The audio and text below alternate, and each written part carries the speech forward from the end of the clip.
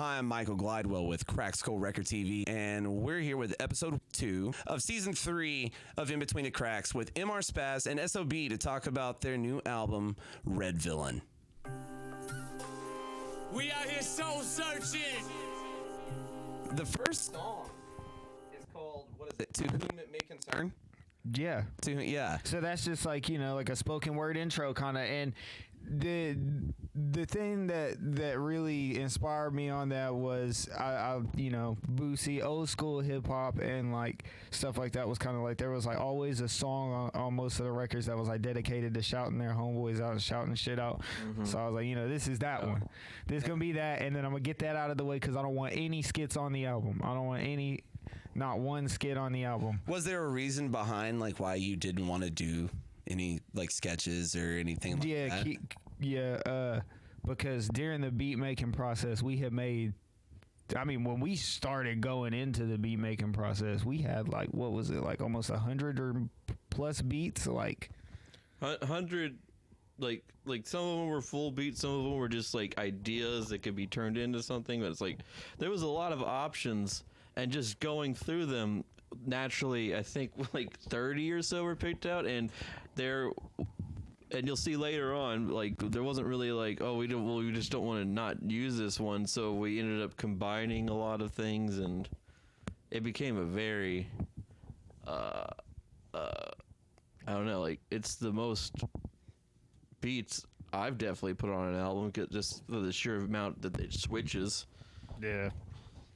Production wise on SOB side too, like that's one thing that, because we used a lot of his beats, and then we used a lot of beats that I had like, now some of them beats are lost, so I can't even get some of them beats back, Yeah. Oh yeah, through technical difficulties, right? There was an unfortunate computer crash in the middle of making this record.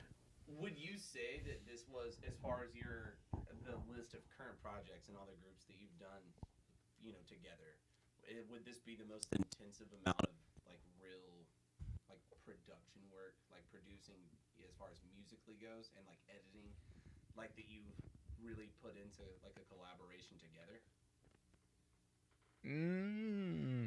No, but that's because LVV. Yeah. LVV you'll be hearing from soon, but yeah. Spoiler alert! Dun dun dun dun dun dun dun. But like, it's just, it seems like this is a heavy, like as far as all the work that I've gotten to watch from all the groups you've put together, it's a lot. It is a lot. Yeah, like, it's a lot. It's all you do. Like, it was some songs were pretty easy, but then there are other songs where I'm like, it was just a lot. Yeah, a lot. We'll get into them as we go through the songs, though. Yeah, for sure. Now, the second song on the list is "I Left Myself a Ransom Note." Yeah, so that kicks off the actual. It kicks off the story.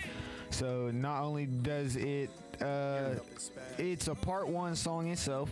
That beat is the only outside beat that I got that I paid for the album, and you hear it a couple of times. But that one is one that,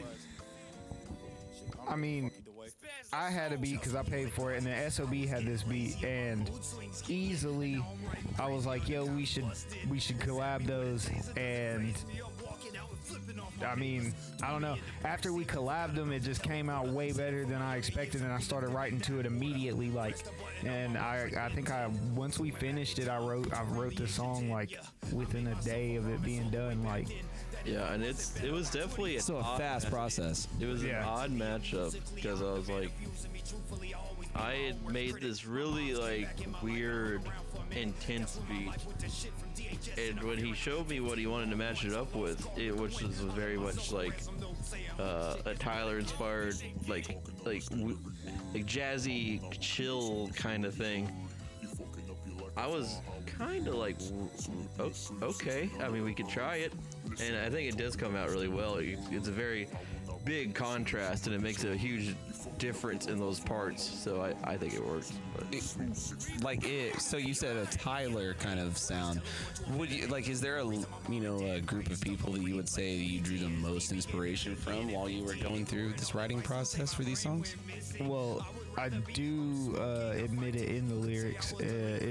I really was inspired by Tyler and Kendrick in the making of this record, and a local artist from around our area, Apex, also known as Milky Made the Beat, Milky from Last Say So and 422. So,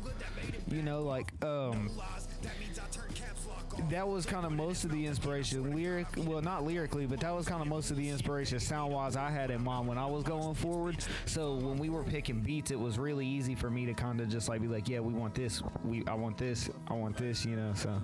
Yeah, and I mean, for the most part, I just let him decide, because I'm like, he just kind of picked a lot of the beats that we had to, and, just the vault.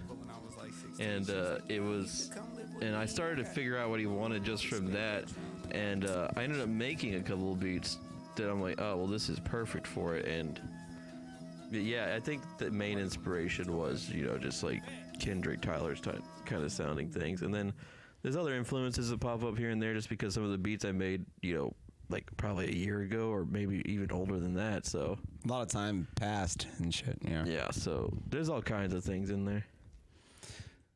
So on the next song 3, I believe is where we're at, right? Yeah. Wasted Fate. Yeah. F8. Wasted Fate. Yeah, so that one brings in the first Roy Ayers sample on the album, and you can hear some other really good samples in there, because I think that's a Roy Ayers beat I had that I meshed with a SOB beat, and that gets deeper into the storyline. So with the storyline of I Left Myself a Ransom Note into Wasted Fate, you can tell it's this dialogue between a younger version of myself to an older version of myself in a way, you know what I mean? And this is kind of like the reminiscent song, like going back and looking back, like, damn, we used to party hard kind of shit. So like that's where Wasted Fate comes from, and it's kind of like, it starts the rising action in a way. And it with this sample, I love the liquor, that shit is, Yeah, that shit's great. yeah, that is. I remember when you made that beat. It was really dope. And didn't we mesh it up with my Morning Jacket beat? yeah, I think that's what it is. And that's one that on the deluxe version, when I got Apex to actually come in and be on the album, that was one that he really contributed a lot to. So like, you can hear it on the deluxe version. It's killer. It's really good. I can't even lie. So I have to say, I feel like you don't often hear like a My Morning Jacket mix like in hip hop music, like or in like rap music. I feel like that's pretty crazy. But that's how I don't know. You got to look for samples in places you don't expect them, and so like.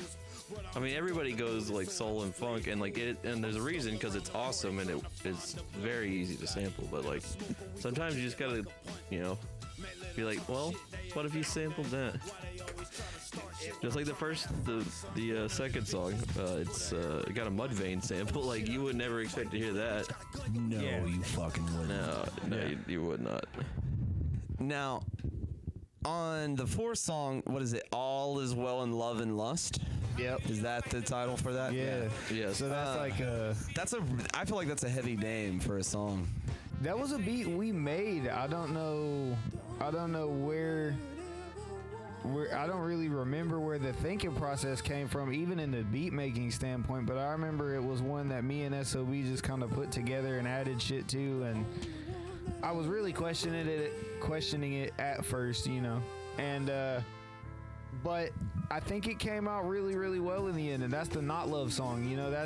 That's the part in the story where it's about all the exes in your life, and you're like, fuck you, bitch.